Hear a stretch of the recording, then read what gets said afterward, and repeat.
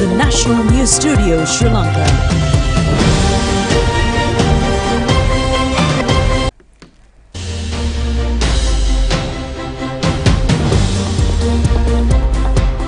A pleasant evening and a very warm welcome to the National News broadcast on Rupavahini. I'm Anjali Ananda. And I'm Siobhan Pereira. Let's take a look at the headlines right away.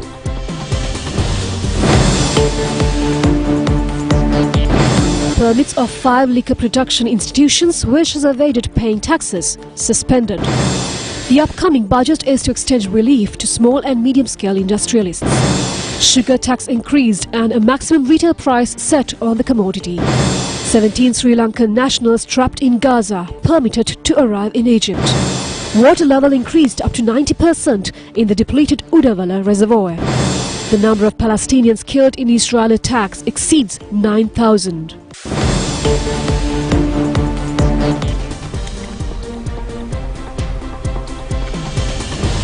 The Excise Department has taken steps to suspend licenses of 5 liquor manufacturing companies due to their failure to pay tax arrears. The relevant decision has been reached following an order issued by the Committee of Public Accounts to the Excise Commissioner General. Accordingly, the licenses of Synergy Distilleries, Finler Distilleries Corporation, Weimar Distilleries, W.M. Mendes and Company Limited and the Randanigala Distilleries have been suspended. Excise Commissioner General Samanjaya Singh has said that the arrears of the suspended companies had amounted to over 6,000 million rupees. Discussions were held in the Committee of Public Accounts regarding the long-standing arrears of these companies in the recent past. Accordingly, Chair of the Committee, State Minister Lasantha Lagiyawana, ordered the Excise Commissioner General to refrain from renewing the annual licenses for these companies which had long-standing arrears which expired on October 31st. The 12th round of the Trincomalee Technology Cooperation Agreement negotiations between Sri Lanka and India took place in Columbo recently. The resumption of the ETCA negotiations represents a significant step towards strengthening the economic partnership between Sri Lanka and India. A delegation of 19 Indian officials led by Sri Anand Swaraj, Chief Negotiator and Joint Secretary of the Department of Commerce, Ministry of Commerce and Industry of India visited Sri Lanka. They engaged in extensive discussions on this comprehensive agreement. Representing Sri Lanka in these crucial negotiations was the National Trade Negotiation Committee headed by the Chief Negotiator from the Presidential Secretariat, K.J. Veerasinghe. The negotiations underline the commitment of both nations to foster collaboration in various sectors, ultimately benefiting their economies and the well-being of their citizens. As the talks progress, it is anticipated that this agreement will open up new avenues for trade and investment, bringing prosperity to both nations in the ever-evolving global landscape.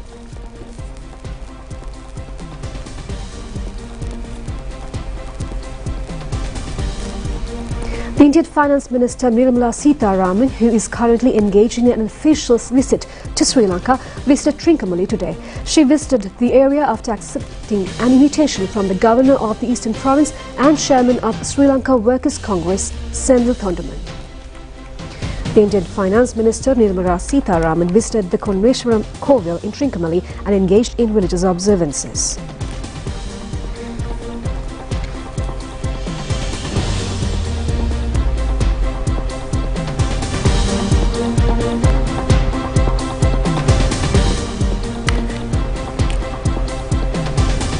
The new branch of the State Bank of India in Trincomalee was also declared open by the Indian Finance Minister. She also engaged in an observational tour at the Trincomalee oil terminal belonging to the Lanka IOC PLC today. She took part in the opening of the 11th and 12th tanks in the oil terminal. The government has decided to increase the special commodity tax imposed on a kilogram of imported sugar by 50 rupees. State Minister Ranjit Singh Balapitiya said that instructions have been issued to the Consumers Affairs Authority to issue a maximum retail price for the imported sugar to prevent the sale of existing stocks at exorbitant prices. State Minister Ranjit Singh Balapitiya said that the Consumer Affairs Authority has the power to detect, identify and inspect the existing sugar stocks. Also, he said that orders should be issued to impose a maximum retail price for the imported sugar to prevent the sale of existing stocks at exorbitant prices and sought for an unnecessary profit before the consumer to be affected from a potential price increase. The President Rani Wickremesinghe emphasised the importance of making the right decisions for the country's economic development, and during his address at the National Industry Excellence Awards 2023, which took place yesterday at the Nellum Pokuna Theatre in Colombo. Expressing his views, President Ranil Wickremesinghe said that to ensure the financial stability in the coming year, the government must significantly boost the income. He said that the government has set specific revenue targets that they must work diligently to achieve. Accordingly, he said that it is crucial for the country's progress and to prevent bankruptcy in the near future. As a result of these financial constraints, the president said that the government had to make the difficult decision to raise the VAT to 18% yesterday. This step aligns the country with the practices of countries including India and Pakistan, he added. President Wickremesinghe said that such decisions are never easy for any government. However, failing to make these measures could cast a shadow on everyone's future, he added. Therefore, the president emphasized that making the right choices become imperative and necessary for the well-being of the country, even if they draw criticism from the public.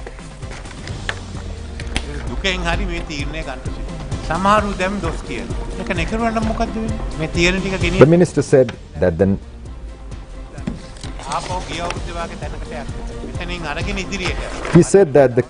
cabinet led by him willingly shouldered the responsibility of rebuilding the nation, which had faced economic collapse. He said that the government has made a deliberate choice not to revert to a state of dependency. Instead, the government is committed to moving forward with the nation's strengths. Regrettably, during a cabinet meeting held last Sunday evening, he said that they had to make this tough decision. While some may point fingers, he pointed out that failing to act would risk returning to the dire circumstances of the previous year. At the start of this year, he emphasized that the economic growth rate was a negative 0.7%. Today, the growth has improved to 0.5%. He added, with further progress expected next year, this leaves the country with a fundamental choice of whether to advance or regress, he pointed out. President Wickremesinghe said that this is the essence of leadership, the willingness to make difficult decisions. Minister Dr. Ramesh Patirna said that the government took necessary steps to ensure uninterrupted electricity supply for the industrial zones and distribute fuel among industrialists and entrepreneurs on priority. He also said that the government and the Ministry of Industries took further steps to enable industries to make necessary raw materials and other inputs through various loan schemes.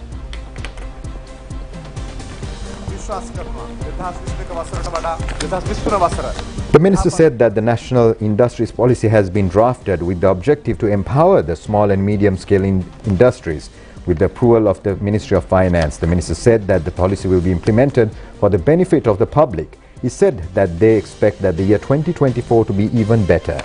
The National Industry Excellence Awards 2023, jointly organized by the Ministry of Industry and the Ceylon Industrial Development Board, is a step towards achieving this goal. In this context, 300 successful entrepreneurs were recognized and awarded in various categories, including platinum, gold, silver and bronze awards, out of a pool of over 4,000 industrial entrepreneurs who had applied to compete in 21 major industrial sectors and 61 sub-industrial sectors. Ministers of State Prasanna Ranawira, Shamara Sampath Dasanayaka attended the event.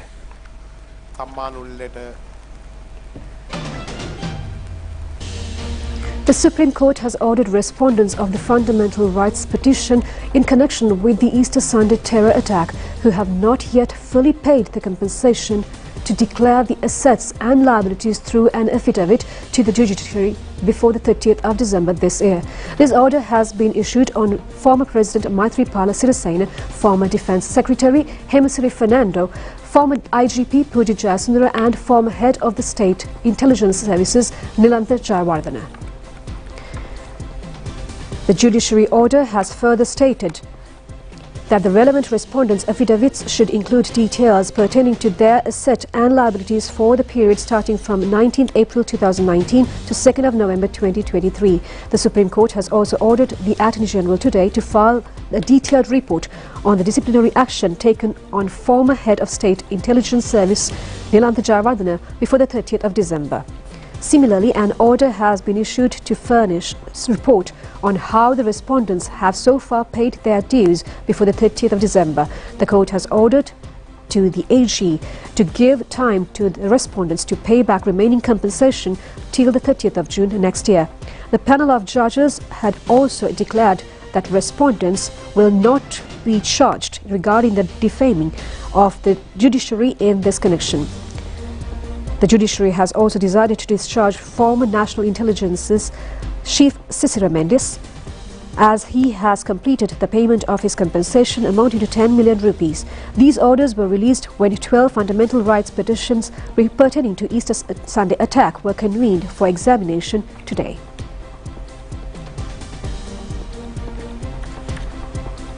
The International Engineering Research Conference was held today. The conference was presided over by President Ranil Wickremesinghe. The theme of the conference was new economic mechanisms based on engineering technology. The President presented awards for the members of the engineering research sector during the conference. The President made remarks on how to use the engineering technology for the sustainable development of the country.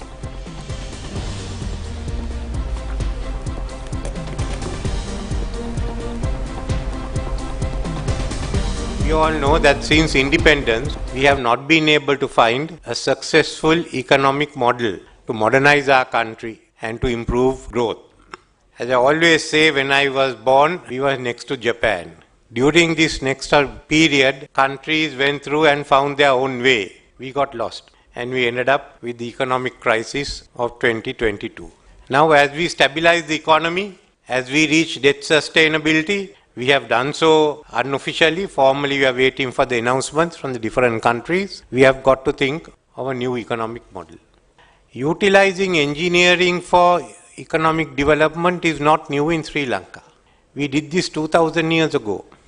We produced or we developed a hydraulic system that created a hydraulic economy. We were also very adept at shipbuilding. We were a naval power at that time. It was those skills that enables Kasyapa to build a palace. That is where our engineering was. Even in the modern days, the Mahavali scheme is a record for everyone, include not only for Sri Lanka, but within 10 years we did a plan which was to have been stretched over 30 years. So this is where engineering has come into in our economy. But we are looking at the world today, where there are new technologies. Our future has to be based on those technologies. As I said, we can't compete and we won't compete with Bangladesh. We have to go to a high level. That high level calls for technology and engineering. Modernizing agriculture is technology. How would you control your water resources? And then the whole of green engineering for a green economy, for energy transformation. What about our solar capacity? Look, 2/3 of our country is dry zone. Maximize it on your reservoirs, on your canals. We still haven't worked out our green engineering capacity. But we are a small country. If you go all out, we will have excess capacity. You can sell it to India. You can convert it to green hydrogen, green ammonia. That's why we are developing Trincomalee, which is a crucial port in the dry zone. So green hydrogen could be sent out. If you make Columbo regional logistics center, in time there's green hydrogen to attract the shipping industry. There are two issues. One, where do you find the engineers when they are all going abroad? Most of them you find in Katunayaka at the airport. We have to produce more and more. So in that, we've been discussing it, and at the budget we'll tell you how graduates and people at other skills could be expanded. Secondly, what we haven't succeeded yet, how do you convert your research and your innovation into a commercial product? What do you want of this? We want technology and innovation to drive economic growth. We want to commercialize our innovation. Now that's a gap we have. And that's what you all have to fill now. So what I want to do is I'm looking at we are going to review all these agencies for science and technology. Who can stand, who can't, how do you merge them, how do you get together? But what I want is to let us know how what you have, how you can make a commercial success of that innovation. The one-day strike conducted by doctors in hospitals in the Uva province was reported to have caused immense hardships on patients who came to receive treatment. The work stoppage was carried out based on several demands, including salary increments.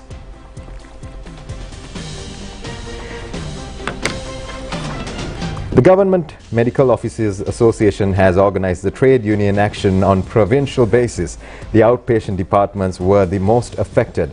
The emergency services were reported to have been conducted as usual. Several trade unions in the health sector were engaged in a strike based on several demands yesterday as well. Meanwhile, the Federation of Universities lecturers in all universities were also engaged in a strike today. President of the Federation, Professor Barana Jayawardena, said that the non-academic staff of the universities has joined the strike based on several demands, including salary disputes.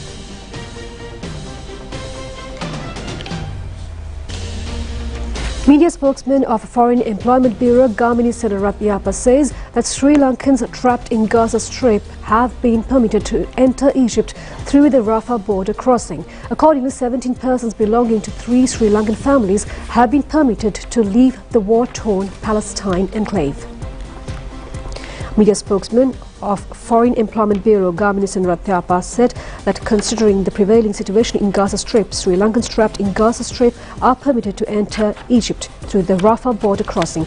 He said that 15 out of the 17 persons are expected to reach Egypt through the border crossing.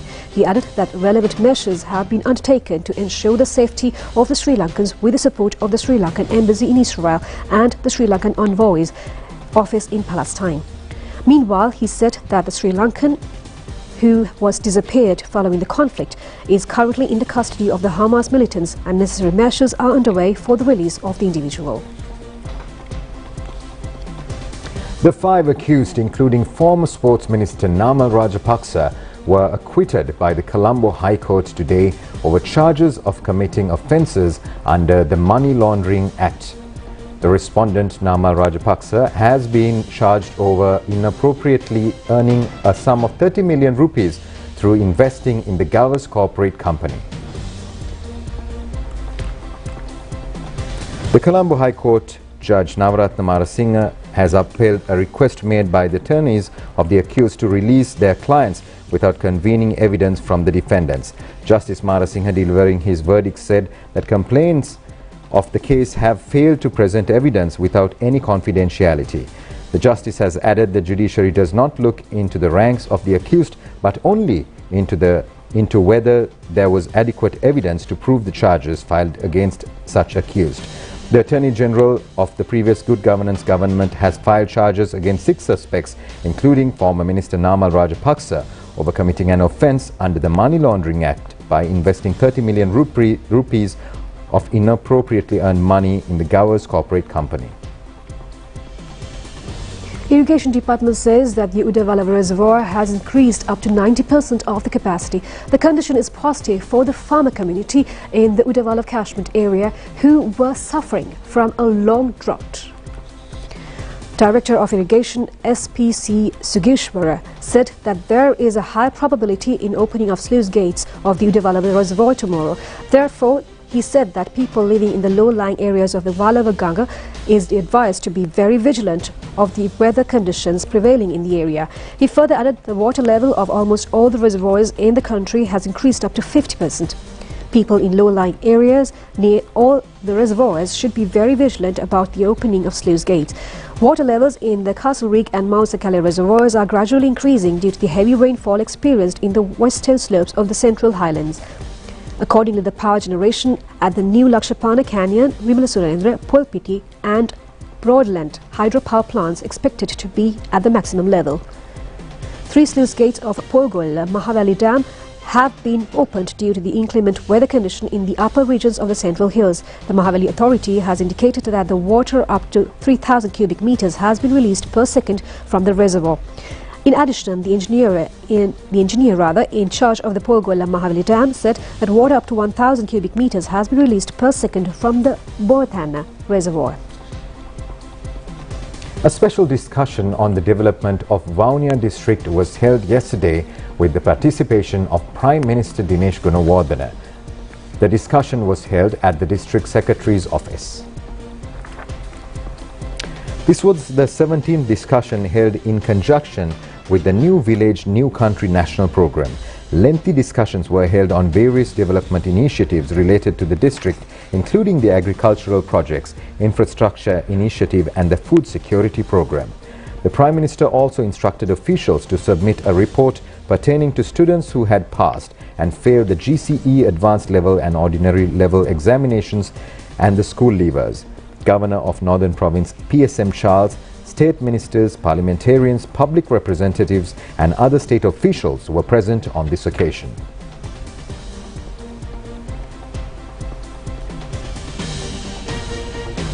The Gazette notice increasing the powers of the Presidential Commission appointed to investigate how to change the electoral system in this country will be published tomorrow. The Commission has been appointed under the chairmanship of the former Chief Justice Priyasad Deb. The Gazette announcement is to be issued upon instructions by President Rani Wickremesinghe. Any individual has the ability to express their opinions on how the electoral system should be prepared, and all parties, including civil organizations, trade unions, journalists, can also present their views before the Commission.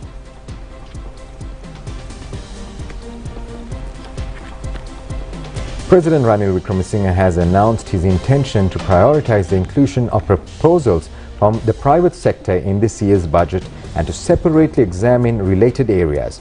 He made these statements while attending a 2024 pre-budget discussion held at the Presidential Secretariat yesterday. The discussion was held in the presence of the leaders of private sector institutions. During the meeting, the President discussed reform programs designed to help the country to recover from the economic crisis it is currently facing and move towards sustainable growth. Leaders of private sector institutions presented proposals to the President focusing on increasing government revenue and efficiency, as well as measures to support various industries, including attracting investors to the tourism industry and the garment industry.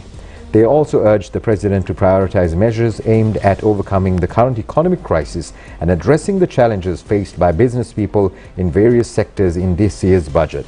President Wickremesinghe has expressed commitment to giving careful consideration to the ideas and suggestions put forward by the leaders of private sector institutions. He intends to conduct separate discussions on each of these areas in the future. The discussion was attended by Senior Advisor to the President on Economic Affairs, Dr. R.H.S. Samaratunga, and the leaders of various private sector organizations.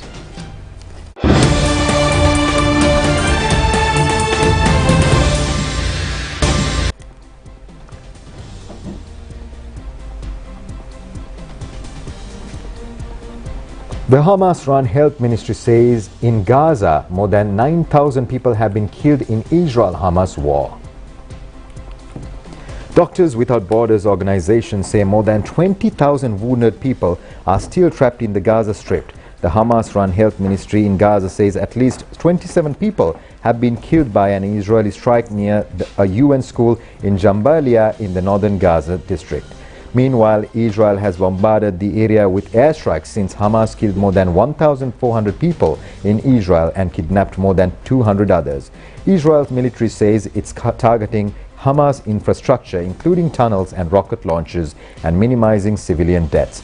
On the ground, 5 main battles are taking place between Israel and Hamas in the north of the Gaza Strip. More civilians have reportedly left Gaza via the Rafah crossing today. The UN says more than 400 people did so yesterday.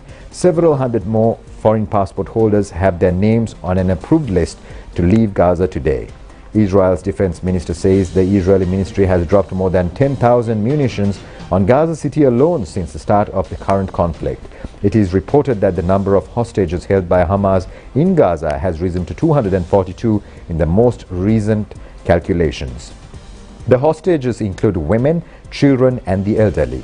Thai officials say they have talked directly with Hamas to secure the release of their nationals and that they have received assurances that 25 Thai hostages will be released at the right time.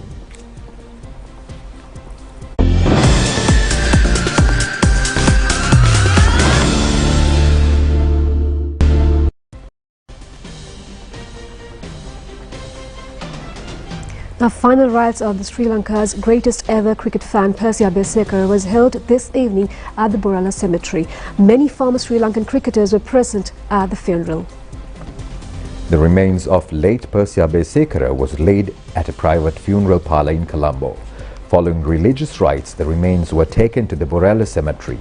1996 Cricket World Cup winning captain Arjuna Ranatunga took over the remains of the late Percy Abeysekera at the entrance of the cemetery. His Sri Lankan flag was taken to the cemetery by his colleagues. The final rites were held at 4:30 p.m. with the participation of former and present cricketers.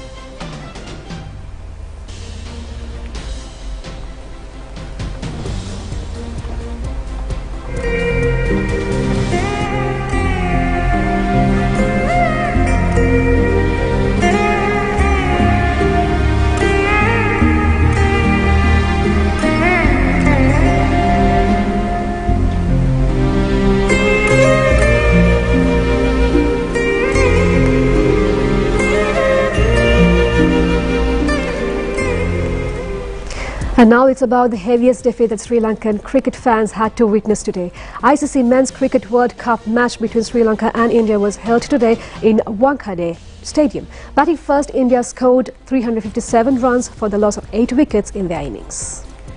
Winning the toss, Sri Lankan captain Kusal Mendis invited India to bat first. Rohit Sharma and Shubman Gill opened the innings for the Indians. Shubman Gill and Virat Kohli managed to put up a partnership of 189 runs for the second wicket. Accordingly, Shubman Gill scored 88 runs while Kohli scored 92 runs. Dilshan Madhushankar picked up 5 wickets. Sri Lanka, however, collapsed during the chase of a mammoth target of 358 runs. Accordingly, Indian bowlers restricted Sri Lankan innings to a mere score of 55 runs. Mohammad Shami picked up 5 wickets while Mohammad Siraj picked up 3 wickets for India.